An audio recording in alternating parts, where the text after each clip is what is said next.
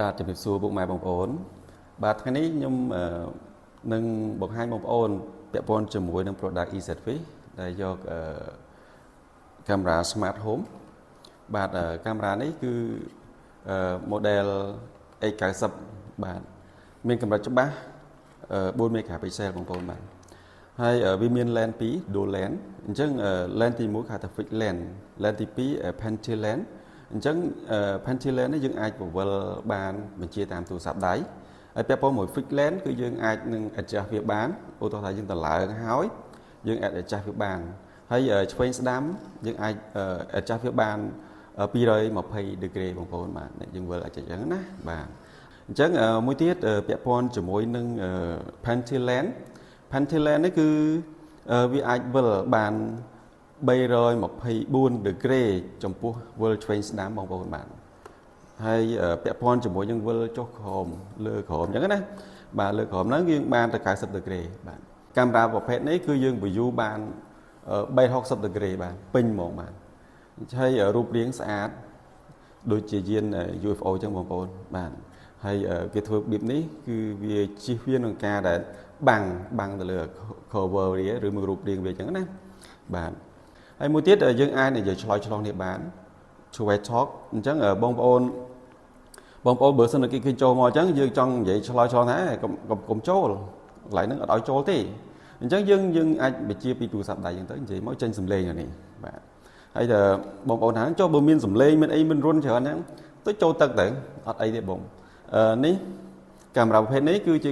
កាមេរ៉ាប្រភេទ waterproof វាមាន function waterproof តែត្បិតតែមានសំឡេងមែនមិនតែវាចូលទឹកទេបងប្អូនចង់ចាប់នៅក្នុងផ្ទះក៏បានចាប់ជាប់មួយអញ្ចាំងក៏បានចាប់លើពីដានក៏បានអញ្ចឹងវាមានភាពងាយស្រួលក្នុងការតម្លើងណាបាទអញ្ចឹងឧទាហរណ៍ថាយើងចង់ចាប់តែខ្ញុំទាញជើងវាមួយសិនដើម្បីបង្ហាញបងប្អូនថាវាងាយស្រួលដូចម៉េចនេះជើងវាអញ្ចឹងជើងវានេះវាមានសម្រាប់យើងចាប់ជាប់ជញ្ជាំងក៏បានអញ្ចឹងជាប់ជញ្ជាំងយើងចាប់ចេះមកហើយដល់ពេលដែលយើងចាប់លើពីដាននេះវាមានរុនវិសនេះយើងចាប់មកបាទចាប់មួយតកេស្លាបហ្នឹងទៅដាក់រឹតឲ្យមាំជាប់យើងអាចនឹងដាក់ចូលពីវិញមកអញ្ចឹងវាមាំអញ្ចឹងកាមេរ៉ាយើងអាចបញ្ជាបានហើយគាត់ដល់ដោតភ្លើងហើយសិតអាប់ជាប់ Wi-Fi ទៅគឺដើរបានដែរបងប្អូនហើយពាក់ព័ន្ធមួយ record ទៀតវា support បានទៅ512 GB បងប្អូនអញ្ចឹង512 GB បើយើង record ទៅជា motion detect គឺបានយូរបាទបានចូលមួយខែអីបងប្អូនហើយមិនត្រឹមតែប៉ុណ្ណោះពិសេសគឺភ្លើងបងប្អូនបាទភ្លើងពេលដែលមនុស្សដើរចូលហ្នឹងគឺបាញ់ភ្លើង flash ដាក់ហើយមុខងារមួយទៀតគឺមុខងារ color 24 ម៉ោងនឹងសំខាន់មែនតើដែលបងប្អូនឥឡូវនេះកំពុងតែចង់បានគឺវាមានមុខងារ color 24 ម៉ោងពេលថ្ងៃក៏វា color ពេលយប់ក៏វា color ពេលយប់គឺវាមានភ្លើងបងប្អូនបាទវាមានភ្លើង lens ខាងលើនេះក៏វាមានភ្លើង lens ខាងក្រោមនេះក៏វាមានភ្លើងដែរអញ្ចឹង color ទាំងអស់